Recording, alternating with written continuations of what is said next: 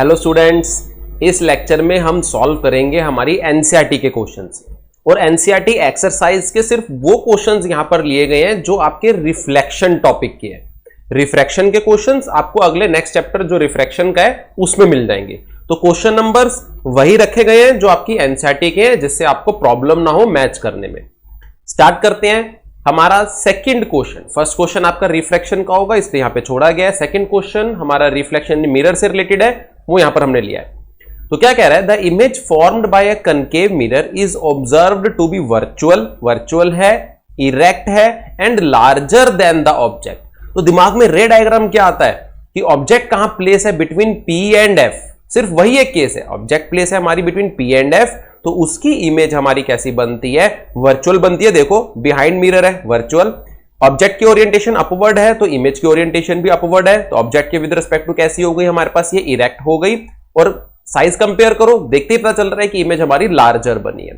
कहते हैं where should be the position of the object. तो रे डायग्राम से हमें क्लियर हो गया भाई कि ऑब्जेक्ट कहां है, between pole and principal focus. तो मैच करो इसमें, between the principal focus and centre of curvature, नहीं ये नहीं है option. At the centre of curvature, ये भी नहीं है। Beyond the centre of curvature यानी सेंटर से अवे, ये भी नहीं है। तो between the pole of the mirror and its principal focus, तो फोर्थ ऑप्शन हमारी जो है वो करेक्ट है। क्लियर। रे डायग्राम्स हमें ध्यान में होने चाहिए, इस चैप्टर में रे डायग्राम्स की बहुत इंपॉर्टेंस है। ओके, अब देखते हैं नेक्स्ट क्वेश्चन। नेक्स्ट है हमारे पास फिफ्थ। कहता है no matter how far you stand from the mirror. कहता है ये मैटर नहीं कर रहा कि आप मिरर से कितनी दूर खड़े हो, आप कहीं भी खड़े हो मिरर के, यूर इमेज अपीयर्स इरेक्ट, आपकी इमेज हमेशा और हमेशा इरेक्ट होती है। तो सबसे पहले दिमाग में आता है प्लेन मिरर। ये प्लेन मिरर में हम कहीं पे भी, क्योंकि प्लेन मिरर क्यों सबसे पहले दिमाग में आता है भाई, डेली लाइफ में हम प्लेन मिरर के साथ बहुत डील करते हैं। तो प्लेन मिरर हम जितना मर्जी दूर चले जाएं, जितना मर्जी प्लेन मिरर के क्लोज आ जाए हम, इमेज हमारी हमेशा होगी हमारी इरेक्ट। कहता है the mirror is likely to be. अच्छा, प्लेन मिरर जल्दी जल्दी से आपने टिक नहीं कर देना, पहले सारी ऑप्शन एक बार गो थ्रू करते हैं। हम आए कन्वेक्स पर, ऑप्शन कन्वेक्स भी तो है। कन्वेक्स के रे डायग्राम चेक करो, आप कहीं पे भी ऑब्जेक्ट प्लेस करो, कन्वेक्स मिरर हमेशा और हमेशा जो इमेज बनाता है वो इरेक्ट बनाता है। हाँ, बस एक बात है कि प्लेन मिरर में हमारी जो इमेज बनती है वो इरेक्ट के साथ साथ इक्वल साइज बनती है, यानी जितनी हाइट हमारी, जितना साइज हमारा ऑब्जेक्ट का है उतना ही साइज इमेज का भी होता है। लेकिन कन्वेक्स के केस में क्या होता है, इरेक्ट तो बनती ही है पर उसमें जो हमारी इमेज है वो ऑब्जेक्ट से हमेशा छोटी बनती है। पर यहां पर उसने साइज के बारे में क्वेश्चन में कोई बात नहीं की, वो सिर्फ और सिर्फ किसके बारे में पूछ रहा है, इरेक्ट के बारे में। तो उसमें तो भाई प्लेन और कन्वेक्स दोनों ऑप्शन आ जाती हैं। तो फोर्थ ऑप्शन में देखो क्या कहता है, आइदर प्लेन और कन्वेक्स, यानी उन दोनों में से कोई भी हो सकता है। तो ये ऑप्शन हमारी सही है अभी। तो जल्दी जल्दी से ऐसा नहीं करना कि फर्स्ट प्लेन जो हमारे दिमाग में है वो मैच कर गई तो हम उस पर टिक कर दें, एक बार सारी ऑप्शंस गो थ्रू कर लेनी है। क्लियर। फिफ्थ क्वेश्चन, ये आपका फिफ्थ एनसीईआरटी का नंबर ही है यहाँ पर, ठीक है। तो सेकंड के बाद डायरेक्टली फिफ्थ है आपका, तो कंफ्यूज नहीं होना कि सेकंड के बाद फर्स्ट कहां चला गया जी हमारा और थर्ड फोर्थ क्वेश्चन कहां चले गए। तो ये क्वेश्चन हमने यहाँ पर एनसीईआरटी की एक्सरसाइज के वो सिलेक्ट किए हैं जो रिफ्लेक्शन से रिलेटेड है, ठीक है। अब चलते हैं नेक्स्ट क्वेश्चन पर। कहते हैं we wish to obtain an erect image. देखो अंडरलाइन करते चलने हैं, हमें कैसी इमेज चाहिए, इरेक्ट इमेज चाहिए। तो दिमाग में दो ही आते हैं कि भैया या तो प्लेन मिरर होगा या फिर कनकेव मिरर होगा, है ना। कनकेव मिरर में सिर्फ एक केस और कन्वेक्स भी हो सकता है, तीनों ऑप्शन हो सकती है हमारे पास। पर अभी आगे देखते हैं आगे क्या बोलता है। यूजिंग अ कनकेव मिरर, अच्छा उसने तो मेंशन कर ही दिया जी यहां पर कि कनकेव मिरर। अब कनकेव मिरर में सिर्फ और सिर्फ एक ही केस था जब आपको इरेक्ट इमेज मिलती थी, कब, अभी हमने डिस्कस किया, between pole and principal focus. उस केस में आपको इरेक्ट इमेज मिलती है, वर्चुअल मिलती है, ये सब। ओ फोकल लेंथ 15 सेंटीमीटर, अच्छी बात है जी। कनकेव मिरर की हमें फोकल लेंथ दे दी उसने 15 सेंटीमीटर, तो एफ हमारे पास क्या होगा, माइनस ऑफ 15 सेंटीमीटर। कहते हैं what should be the range of distance of object from the mirror. Range क्या होगी, what is the nature of image, is the image. बहुत सारे क्वेश्चन पूछ दे भाई। कहते हैं draw a ray diagram to show the image formation in this case. तो सबसे पहला काम क्या करना है, आपने रे डायग्राम ड्रॉ करना है। हम क्या करेंगे जी, एक कनकेव मिरर लेंगे, ये साइड हम ऐसे डैश से दिखा देते हैं, छोटे छोटे डैश लगा देते हैं, यानी ये साइड हमारी सिल्वरी कोटिंग है। तो हमारे पास जहां पे आपने कंपास रखी वो इसका सेंटर ऑफ कर्वेचर होगा। ज्योमेट्रिकल सेंटर क्या होगा हमारे पास मिरर का, पोल। तो मेंशन कर देंगे यहां पर, जहां पे कंपास आपने निब प्लेस की थी that is centre of curvature. Geometrical centre हमारे पास क्या हो जाएगा, पोल। सेंटर ऑफ कर्वेचर और पोल, यहां से एक लाइन पास करेगी imaginary line, that is our principal axis. Principal axis, pole और सेंटर ऑफ कर्वेचर के बिल्कुल मिड में प्रिंसिपल एक्सिस पर पॉइंट होगा, that is our principal focus. अब क्या कह रहा है कि हमारे पास इरेक्ट इमेज चाहिए कनकेव से, तो एक ही ऑप्शन थी भाई, हम ऑब्जेक्ट प्लेस करेंगे बिटवीन पी एंड एफ। हम रूल्स अप्लाई करेंगे हमारे इमेज फॉर्मेशन के, एक पैरेलल ले जाते हैं, पैरेलल जाएंगे तो कहां से पास होगी, आपकी फोकस से पास होगी। दूसरा रूल आप अप्लाई कर दो, पोल वाला ओब्लिकली आप लेकर के गए तो उतने ही एंगल ऑफ रिफ्लेक्शन पर आपकी रिफ्लेक्टेड रे चली गई। तो दोनों रिफ्लेक्टेड रेज क्या हो रहा है, ये तो एक दूसरे से दूर जा रही हैं, तो हम क्या करते हैं, इनको one by one back draw करते हैं, क्योंकि यहां तो इंटरसेक्शन इनकी हो नहीं सकती, तो क्या करेंगे, हम इन्हें बैक ड्रॉ करेंगे। तो हमने इसे बैक ड्रॉ किया और इसे भी बैक ड्रॉ किया, तो ये एक पॉइंट हमें मिल गया। ये पॉइंट क्या है, इन दोनों रिफ्लेक्टेड रेज का पॉइंट ऑफ डाइवर्जेंस। ध्यान से, क्या पॉइंट है, पॉइंट ऑफ डाइवर्जेंस। अगर हम यहां से देखेंगे तो हमें क्या लगेगा कि इस पॉइंट से ये दोनों रिफ्लेक्टेड रेज डाइवर्ज हो रही हैं, मतलब फैल रही हैं, ऐसे स्प्रेड हो रही हैं। तो पॉइंट ऑफ डाइवर्जेंस हमें क्या देता है, वर्चुअल इमेज की लोकेशन। अच्छा, ऑब्जेक्ट के फुट से हम रे भेजते, जाती, स्ट्राइक करती परपेंडिकुलर, वो परपेंडिकुलरली ही वापस आ जाती, यानी इमेज का बेस कहां होगा, फुट कहां होगा, वो प्रिंसिपल एक्सिस पर ही होगा। ये दोनों इंसिडेंट रेज हमने कहां से स्टार्ट की थी, ऑब्जेक्ट के हेड से स्टार्ट की थी, तो ये रिफ्लेक्टेड रेज हमें लोकेशन क्या देंगी, हेड की। तो बेस से यहां से हम इस तरह से इमेज ड्रॉ कर देंगे, ये आपके पास हेड की लोकेशन हो जाएगी। क्लियर हो गई इतनी बात? अच्छा जी, अब हम आंसर दे सकते हैं सारे के सारे। रे डायग्राम हमने ड्रॉ कर दिया। रे डायग्राम में एक बात का ध्यान रखना है भाई, आपके एरो मार्क मस्ट है। एरो मार्क किसी भी रे पर हमने मिस नहीं करने। जो आप बैक ड्रॉ करोगे रेज को, वो आप हमेशा डॉटेड ड्रॉ करोगे, उनको डार्क लाइन से शो नहीं करना है। अब देखते हैं, कहता है what should be the range of the distance of object from mirror. भाई पोल 0 हो गया, फोकल लेंथ कितनी, यानी ये 15 हो गया, तो ऑब्जेक्ट हम 0 से लेकर के 15 के बीच में कहीं पे भी रख सकते हैं। हम लेफ्ट हैंड साइड जा रहे हैं तो u जो है हमारे पास वो लेस देन 0 होगा, क्योंकि नेगेटिव में होगा, और -15 सेंटीमीटर से ग्रेटर होगा। अगर आप सिर्फ मैग्नीट्यूड की बात करते हो, देखो यहां पे तो हम साइन भी कंसीडर करके चल रहे हैं नेगेटिव का, अगर आप सिर्फ मैग्नीट्यूड की बात करते हो u के, तो फिर हम क्या करेंगे कि वो 0 से ग्रेटर यानी 0 से ज्यादा होगी वैल्यू, मोड, यहां पे फिर आप मोड प्लेस कर दो, और 15 से लेस होगी। पर अगर आप मोड ना लेकर के प्रॉपर u ले रहे हो तो हमें उसका साइन भी कंसीडर करके चलना पड़ेगा, नहीं तो ये मोड वाला साइन यूज कर लो। पहले क्वेश्चन का आंसर हो गया। क्या पूछ रहा है, what should be the range, इसका आंसर हमने दे दिया। तो जब ऐसे क्वेश्चन होते हैं ना भाई जिसमें एक से ज्यादा चीजें पूछी होती हैं, तो ध्यान से आंसर करना है, हमने उसे मैच करते जाना है। एक आंसर हमारे पास हो गया रेंज, दूसरा कह रहा है what is the nature of image, तो सेकंड वाले में नेचर ऑफ इमेज, नेचर देखो क्या है आपके पास, वर्चुअल है और इरेक्ट है, तो हम क्या लिख देंगे, वर्चुअल एंड इरेक्ट। तीसरा क्या पूछ रहा है, इज द इमेज लार्जर और स्मॉलर देन द ऑब्जेक्ट। भाई थर्ड केस में हमें पता है, तो रे डायग्राम हमें वैसे ही याद हो गए, हमने इतने सारे रे डायग्राम बनाए हैं, तो इमेज जो है वो लार्जर है, image is larger than object. इसे हम क्या लिखते हैं, मैग्नीफाइड। क्लियर हो गई इतनी बात? इजी क्वेश्चन है, पूरे रे डायग्राम से सारे आंसर हमारे पास आ गए। इसलिए आपको बार बार जब थ्योरी की थी हमने रे डायग्राम की, वहां पर भी बताया था कि रे डायग्राम्स हमने अच्छे से करने, बहुत इंपॉर्टेंट है। क्लियर? चलो अब नेक्स्ट 8th क्वेश्चन कहते हैं name the type of mirror use in the following situations. पहला कहता है आपके पास हेडलाइट ऑफ ए कार। भाई कार की हेडलाइट में हम कौन सा मिरर यूज करते हैं, हम यूज करते हैं कनकेव मिरर। जब हमने यूजेस वाला लेक्चर देखो, जब हमने यूजेस किए हैं मिरर्स के, वहां पर बात की है इसकी। कनकेव मिरर क्यों यूज करते हैं, देखो ये कनकेव मिरर, जो बल्ब होता है वो कहां पर होता है, इस तरफ होता है, तो यहां से रेज स्ट्राइक करके हमें एक पावरफुल पैरेलल बीम मिल जाती है, reflected parallel beam. To obtain powerful, car में देखो बल्ब छोटा सा होता है, लेकिन कार की लाइट जो सामने रोड पर जो है वो स्ट्राइक करती है, वो काफी पावरफुल होती है। To obtain a powerful parallel beam of light. क्योंकि लास्ट में पूछ रहे हैं ना, आप अपने आंसर को भी सपोर्ट करो यानी रीजन दो। सेकंड केस में क्या बोल रहा है वो हमारे पास, साइड यानी रियर व्यू मिरर। यहां पे हम यूज करते हैं कन्वेक्स मिरर। कन्वेक्स मिरर क्यों यूज करते हैं, यह भी हमने किया था, हमने इंटेक्स वाले पार्ट में किया था, पिछली हमारी जो वीडियो है लेक्चर होगा।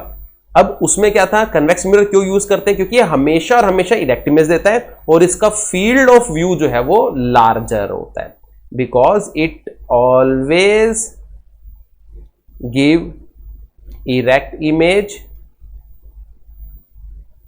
and its field of view is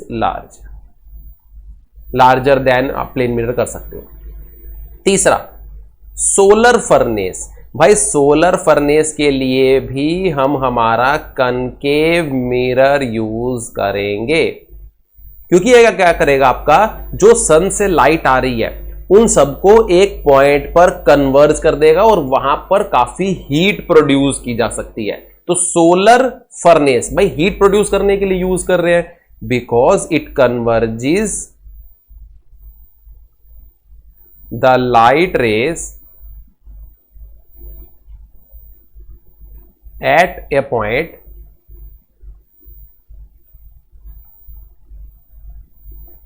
so that large heat can be produced at that point। तो हमने अपने आंसर्स को सपोर्ट भी कर दिया, यानी बेसिकली हमने रीजंस दिए हैं कि क्यों हम ये हमारे मिरर यूज करेंगे इन पर्पसेस के लिए। क्लियर, सपोर्ट योर आंसर का मतलब है कि हमने रीजंस देने, देखो लिखा है ना, विद रीजंस। क्लियर हो गया क्वेश्चन हमारा, ये 8 क्वेश्चन था हमारा एनसीईआरटी एक्सरसाइज का। नेक्स्ट क्वेश्चन देखते हैं। नेक्स्ट क्वेश्चन है क्या बोल रहा है, an object is placed at a distance of 10 centimetre from A convex mirror. भाई ऑब्जेक्ट इज प्लेस्ड यानी वो आपको यू दे रहा है, that is -10 centimetre of A focal length 15 centimetre. Focal length किसकी, कन्वेक्स मिरर की। कन्वेक्स मिरर की focal length क्या होती है हमारी, पॉजिटिव होती है। तो हम क्या लिखेंगे, f is equals to 15 centimetre plus 15। आगे कह रहा है आपके find the position and the nature of image. Position find out करनी है हमने, यानी v फाइंड आउट करना है, और nature of image find out करना है। तो v का फॉर्मूला हम डायरेक्टली करते आए हैं, क्या होगा हमारे पास, uf by u minus f। सबसे पहले जब भी न्यूमेरिकल करने लगो ना, तो दिमाग में रे डायग्राम चलना चाहिए आपके, उससे आपको आपके आंसर का अंदाजा लग जाता है कि हमारा आंसर कैसा आना चाहिए। बार बार आपको हर एक न्यूमेरिकल में यही एक बात जो है सुनने को मिली होगी। तो डिस्टेंस कितना है ऑब्जेक्ट का, 10 सेंटीमीटर। फोकल लेंथ है आपके पास 15 सेंटीमीटर। अच्छा, मिरर कौन सा है, कन्वेक्स मिरर। तो कन्वेक्स मिरर में क्या बताया गया है, भाई आप कहीं भी प्लेस करो ऑब्जेक्ट को, कहीं भी प्लेस करो, उसकी इमेज जो होगी वो हमेशा हमेशा कैसी आएगी, वर्चुअल इमेज आएगी। यानी v आपका पहली बात तो क्या आना चाहिए, पॉजिटिव आना चाहिए। इतनी बात हमें क्लियर हो जाएगी। Nature of image, nature of image क्या होता है हमारे पास, इमेज जो है हमारे पास वर्चुअल, इरेक्ट और डिमिनिश बनती है। डिमिनिश मतलब, इरेक्ट और डिमिनिश कैसे पता चलेगा, हमारा जो मैग्निफिकेशन है एक तो वो पॉजिटिव आएगा, दूसरी बात हमारा जो मैग्निफिकेशन का मैग्नीट्यूड होगा वो लेस देन 1 होगा। तो यहां पे चेक कर लेते हैं हम सारी चीजें। प्लेस करो, u की वैल्यू कितनी है आपके पास, -10। फोकल लेंथ कितनी है 15 अपॉन u अगेन कितना, -10। यहां पे सिंपल लिख देते हैं, -10 माइनस फोकल लेंथ 15। तो कितना हो जाएगा, ऊपर 150 हो जाएगा, -150, और नीचे कितना आ जाएगा हमारे पास, -10 -15 -25 हो जाएगा। नेगेटिव से नेगेटिव कैंसल, तो 150 को 25 से जब डिवाइड करोगे तो आंसर आ जाता है 6। यूनिट आप प्लेस करोगे, देखो सेंटीमीटर में चल रहा है सब कुछ, तो 6 सेंटीमीटर। तो v हमारे पास कितना आ गया, 6 सेंटीमीटर आ गया। क्लियर हो गई भाई इतनी बात। अच्छा जी, फिर उसके बाद क्या कह रहा है, पोजीशन आ गई, v पॉजिटिव आया है, तो एक नेचर हमारे पास आ जाता है कि हमारे पास इमेज जो होगी वो वर्चुअल इमेज होगी। दूसरा, लोकेशन पोजीशन तो आ गई, देखो एक आंसर हमारे पास आ गया, नेचर में से हमने एक आंसर दे दिया कि हमारे पास वर्चुअल इमेज होगी। अब इरेक्ट होगी, देखो हमें पता तो है कि वर्चुअल इमेज हमेशा इरेक्ट होती है, लेकिन हमने हमारे न्यूमेरिकल से जस्टिफाई करना है, वैल्यू से जस्टिफाई करना है, तो यहां पर हम मैग्निफिकेशन फाइंड आउट करेंगे। m का formula h dash by h भी होता है, लेकिन यहां पे हमें h तो दिया नहीं गया कहीं भी, तो हम क्या करेंगे minus of v by u। तो माइनस v की वैल्यू कितनी है हमारे पास 6 और u कितना है हमारे पास -10। नेगेटिव से नेगेटिव कैंसल, हमारे पास 6/10 हो जाएगा यानी 0.6 आ जाएगा। m की वैल्यू पॉजिटिव है तो हम क्या लिखेंगे कि इमेज हमारी कैसी है, इरेक्ट इमेज, और हमारा मोड m जो है वो लेस देन 1 है, तो इमेज हमारी साथ ही साथ कैसी होगी, डिमिनिश्ड होगी। और कन्वेक्स मिरर से हम यही सब जस्टिफाई करके चले थे, तो m हमारा 0.6 और v हमारे पास 6 सेंटीमीटर आ गया। क्लियर हो गई, इजी क्वेश्चन था हमारा 12th क्वेश्चन। अब नेक्स्ट है हमारे पास 13th क्वेश्चन। कहता है the magnification produced by a plane mirror is +1, यानी मैग्निफिकेशन की वैल्यू जो है वो +1 है। इतनी बात clear. What does it mean, देखो क्या क्या मीनिंग निकलता है। एक तो पॉजिटिव है यानी जो हमारी इमेज होगी वो कैसी आने वाली है, इरेक्ट इमेज आने वाली है। पॉजिटिव साइन से एक मीनिंग क्लियर हो गया। दूसरी बात, m के फॉर्मूले हमारे पास क्या थे, h dash by h and minus of v by q। एक बार h डैश बाय h ये m के इक्वल है यानी ये 1 हो गया। इसका मतलब क्या आता है, h dash is equals to h आ गया। h डैश क्या है हमारे पास, इमेज की हाइट, और h क्या है हमारे पास, ऑब्जेक्ट की हाइट। इसका मतलब इमेज की हाइट जो है वो ऑब्जेक्ट की हाइट के इक्वल है। तो हम क्या लिखेंगे, image is of equal size as that of object. इतनी बात क्लियर हो गई। ये तो हमने h dash by h, minus v by u भी तो है, तो हमारे पास क्या हो गया, minus of v by u is equals to 1। तो minus of v is equals to हमारे पास क्या हो जाएगा, u, या आप ये कह लो v is equals to minus u होगा। अच्छा, मैग्नीट्यूड में इक्वल है, नेगेटिव साइन शो कर रहा है आपको, नेगेटिव साइन, और u हमेशा नेगेटिव होता है। ध्यान से देखो, इसमें अगर हम ऐसे करें तो v is equals to minus u हो गया। u तो हमेशा नेगेटिव होता है, इसका मतलब v क्या रहेगा हमारे पास, v की वैल्यू और थोड़ा सा कर लेते, v हमारे पास पॉजिटिव होगा। तो यहां से क्या इंटरप्रेट किया, पहली बात तो v पॉजिटिव, इसका मतलब इमेज कैसी होगी हमारी, वर्चुअल इमेज। इतनी बात क्लियर हो गई, v पॉजिटिव होगा, क्यों, क्योंकि u हमेशा नेगेटिव होता है, तो नेगेटिव नेगेटिव पॉजिटिव हो जाएगा। दूसरी बात, अगर मैग्नीट्यूड चेक करें तो v u के मैग्नीट्यूड के इक्वल है, यानी जितने डिस्टेंस पर ऑब्जेक्ट है मिरर से दूर, उतने ही डिस्टेंस पर मिरर के अंदर, मतलब बिहाइंड मिरर, इमेज भी मिरर से उतने ही डिस्टेंस पर है। The distance of image from mirror is equal to the distance of object from mirror। देखो, एक छोटा सा डाटा हमें दिया था सिर्फ कि m की वैल्यू +1 है, उससे हमने कितना कुछ फाइंड आउट कर लिया कि इरेक्ट इमेज है, ये फाइंड आउट किया, इमेज का साइज ऑब्जेक्ट की साइज के इक्वल है, ये फाइंड आउट किया, वर्चुअल इमेज है, ये भी फाइंड आउट किया, और इमेज का डिस्टेंस और ऑब्जेक्ट का डिस्टेंस मिरर से इक्वल है, ये भी फाइंड आउट किया।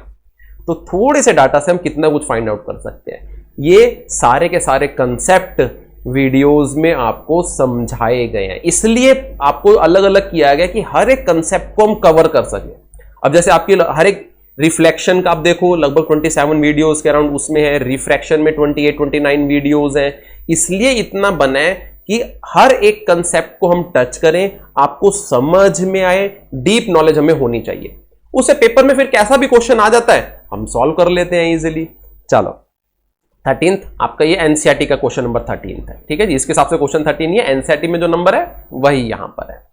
अब 14th क्वेश्चन क्या कहता है, an object 5 centimetre in length, object की लेंथ दे दी, यानी एक तरह से उसने आपको h दे दिया, that is 5 centimetre, is placed at a distance of 20 centimetre in front of a convex mirror, यानी u आपके पास आ गया, u is equals to negative में होता है तो हम -20 सेंटीमीटर कर देंगे। कन्वेक्स मिरर है, कन्वेक्स मिरर का रेडियस ऑफ कर्वेचर पॉजिटिव होता है भाई, तो r is equals to positive 30 centimetre, यानी फोकल लेंथ क्या होगी इसका हाफ, यानी 15 सेंटीमीटर।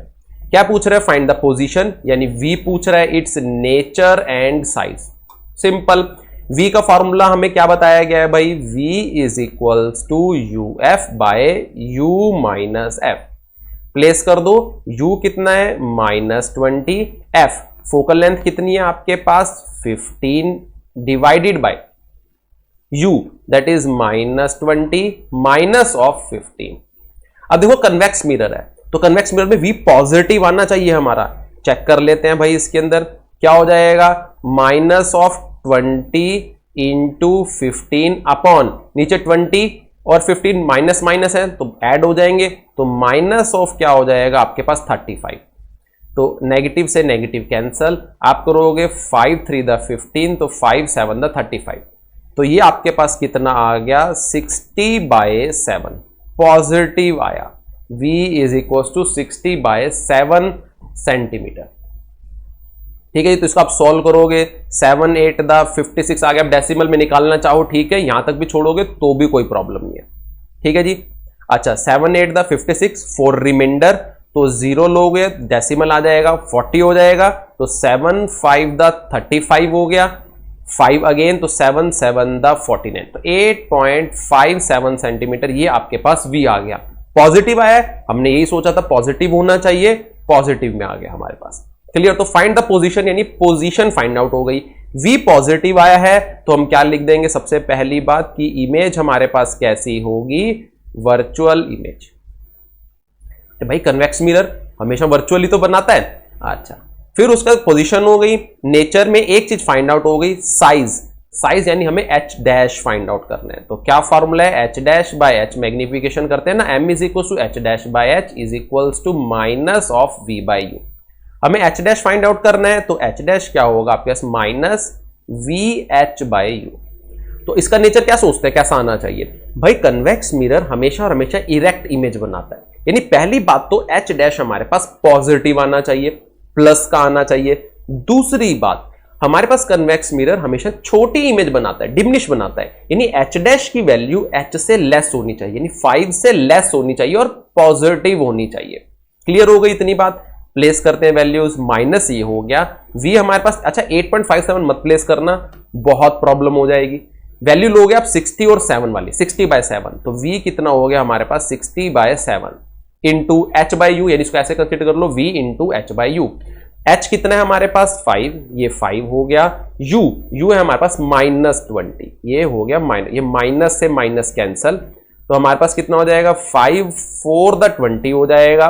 4 से 60 को करोगे तो आपके पास ये 15 आ गया, तो कितना हो 15/7, 15/7 डिवाइड करो तो 7 2 द 14, 1 हो जाएगा 2.1, 3 हो गया 7 4 द 28, तो 2.14 सेंटीमीटर। अभी डिवाइड तो बेटा इतने छोटे तो हो नहीं कि सर ये डिवाइड कैसे कर रहे हो, आप देखो 20 को 5 से डिवाइड किया 4, 60 को 4 से डिवाइड किया 15, तो हमारे 15/7 आ गया। 15 को 7 से तो हम इजीली डिवाइड कर सकते हैं, तो 7 2 द 14, 1 रिमाइंडर, 0 लोगे 10 हो गया, डेसिमल प्लेस किया, 7 1 द 7, अगेन रिमाइंडर कितना होगा हमारे पास 3, 30 हो जाएगा, तो 7 4 द 28 हो जाएगा। तो हमारे पास h डैश की वैल्यू कितनी हो गई 2.14 सेंटीमीटर हो गई हमारे पास।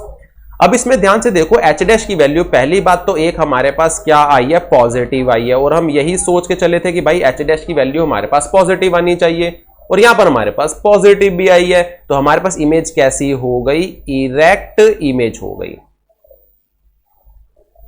सब कुछ बताना है हमने, इरेक्ट इमेज हो गई, क्यों, क्योंकि पॉजिटिव आई है। दूसरी बात, हमारे पास h डैश की वैल्यू और h की वैल्यू कंपेयर करो, हमारे पास 2.14 है, वो 5 है हमारे पास, तो छोटी इमेज आई है हमारे पास, तो हम क्या लिख देंगे, image is diminished.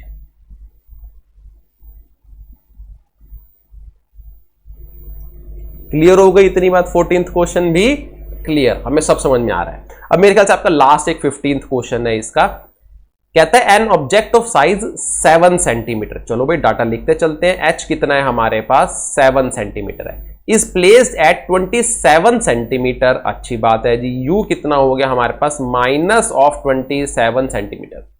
In front of a concave mirror of focal length 18 centimetre. भाई कनकेव मिरर है तो कनकेव मिरर की फोकल लेंथ तो नेगेटिव होती है, तो हम लिख देंगे F is equals to minus of 18 centimetre. कहता है at what distance from the mirror should a screen be placed. भाई देखो स्क्रीन तो वहां पर आप प्लेस करोगे ना जहां पर आपको इमेज मिलेगी। तो एक तरह से इनडायरेक्ट वे में हमसे क्या, ऐसा क्वेश्चन हम पहले भी किया, अभी हमसे क्या पूछ रहा है, वो v की वैल्यू पूछ रहा है कि स्क्रीन कहां पर प्लेस करे so that a sharp focused image can be obtain. मतलब बेसिकली हमें v की वैल्यू पूछ रहा है। Find the size and the nature of image. Same question है जैसे हमने पीछे किया। साइज यानी हमसे h डैश की वैल्यू पूछी जा रही है और नेचर ऑफ इमेज हम वही सब बता देंगे। तो आदत पड़ गई होगी ये सब चीजें बताने की, बहुत क्वेश्चन सॉल्व कर लिया हमने ऐसे। तो v की value v is equals to u f by u minus f. Formulas भी रट गए होंगे अब हमें। u की वैल्यू कितनी है, -27। फोकल लेंथ कितनी है हमारे पास, -18 डिवाइडेड बाय हमारे पास u माइनस एफ। u -27 और माइनस ऑफ हमारे पास फोकल लेंथ -18। तो ऊपर माइनस माइनस प्लस हो जाएगा, तो हम क्या लिख सकते हैं, 27 इंटू 18 अपॉन -27, ये माइनस माइनस प्लस 18 हो जाएगा। तो आपके पास कितना आ जाएगा, नीचे 9 आ जाएगा। तो आपके पास ये कितना हो जाएगा, 27 इंटू 18 डिवाइडेड बाय नीचे आ जाएगा माइनस ऑफ 9। तो 9 से करोगे तो 9 टू द 18, 2 हो गई हमारे पास, 27 टू द 54, यानी हमारे पास क्या आ गया, माइनस ऑफ 54 सेंटीमीटर v। और v अब ध्यान से देखो, ऑब्जेक्ट का प्लेस है -27 सेंटीमीटर पर और फोकल लेंथ कितनी है 18, यानी सेंटर ऑफ कर्वेचर कहां होगा आपका 36 पर, और ऑब्जेक्ट है आपकी 27 पर, यानी बिटवीन c एंड f रखी गई है। तो इमेज कहां बननी चाहिए आपके पास, बियॉन्ड सेंटर ऑफ कर्वेचर, यानी v की वैल्यू एक तो नेगेटिव आएगी, दूसरा 36 से ज्यादा आएगी। तो हमारे पास कितनी आ गई है v की वैल्यू, -54 आ गई है v की वैल्यू। क्लियर हो गई हमारे पास, अच्छी बात है। v नेगेटिव आया तो हम क्या बोलेंगे, रियल इमेज। पहला नेचर हमने फाइंड आउट कर दिया। दूसरा कहता है फाइंड द साइज। अच्छा v की वैल्यू -54 सेंटीमीटर आ गई, तो आप ये लिखोगे कि जो स्क्रीन हमने प्लेस करनी है वो मिरर से 54 सेंटीमीटर के डिस्टेंस पर हम प्लेस करेंगे, ऑब्जेक्ट वाली साइड, क्योंकि हमें रियल इमेज चाहिए। क्लियर। और एक बात का ध्यान रखो, स्क्रीन पर सिर्फ और सिर्फ रियल इमेज ही ली जा सकती है। वर्चुअल इमेज तो मिरर के अंदर कहीं बनती है, मिरर के अंदर मतलब मिरर के बिहाइंड, वहां कैसे स्क्रीन हम रख सकते हैं मिरर के अंदर वाली साइड। तो अगर वो बोल रहा है कि आपने स्क्रीन प्लेस करनी है, इसका मतलब आपको रियल इमेज ही मिलेगी, उसे ही हम स्क्रीन पर ले सकते हैं। ओके हो गया। अब क्या कहता है, फाइंड द साइज, यानी h डैश की वैल्यू करनी है। तो h dash by h is equals to minus of v by u. तो h डैश कितना हो जाएगा हमारे पास, माइनस वी एच बाई, देखो h डैश भाई रियल इमेज हमेशा इन्वर्टेड होती है, नेगेटिव में आना चाहिए हमारा h डैश, अगर नहीं आया तो गड़बड़ है। एक तो नेगेटिव में आना चाहिए, दूसरी बात बिटवीन सी एंड एफ रखी हुई है ऑब्जेक्ट, तो इमेज हमारी मैग्नीफाइड होती है, 7 से ज्यादा आना चाहिए आंसर। चलो करते हैं। नेगेटिव v कितना है, -54, h कितना है हमारे पास 7 इंटू 7 डिवाइडेड बाय u कितना है हमारे पास -27। तो ये क्या हो गया, -20। इस नेगेटिव से एक नेगेटिव कैंसिल, 27 54 से करोगे तो 27 टू द 54, ये माइनस साइन अभी ये बचा हुआ है, तो 7 टू द 14। तो h डैश हमारे पास कितना आ गया, माइनस ऑफ 14 सेंटीमीटर। अच्छी बात है भाई, ये तो नेगेटिव भी आ गया और 7 से ग्रेटर भी आ गया। भाई नेगेटिव आया है, इसका मतलब इमेज कैसी होगी, इन्वर्टेड इमेज है, और साथ ही साथ कैसी है वो 14, यानी मोड ऑफ m, आपका h डैश सॉरी 14 h से ग्रेटर है, तो हमारे पास कैसी हो जाएगी, मैग्नीफाइड इमेज हो जाएगी। क्लियर हो गया इतना। मेरे ख्याल से शायद आपके इतने ही क्वेश्चन थे, आगे नेक्स्ट खत्म हो गए क्वेश्चंस। एनसीईआरटी एक्सरसाइज के आपके इतने ही क्वेश्चन थे, सारे आंसर हमने दे दिए। अब इसके बाद जो बचे हुए क्वेश्चंस हैं वो हम डिस्कस करेंगे हमारे रिफ्लेक्शन पार्ट में। क्लियर, चलो जी।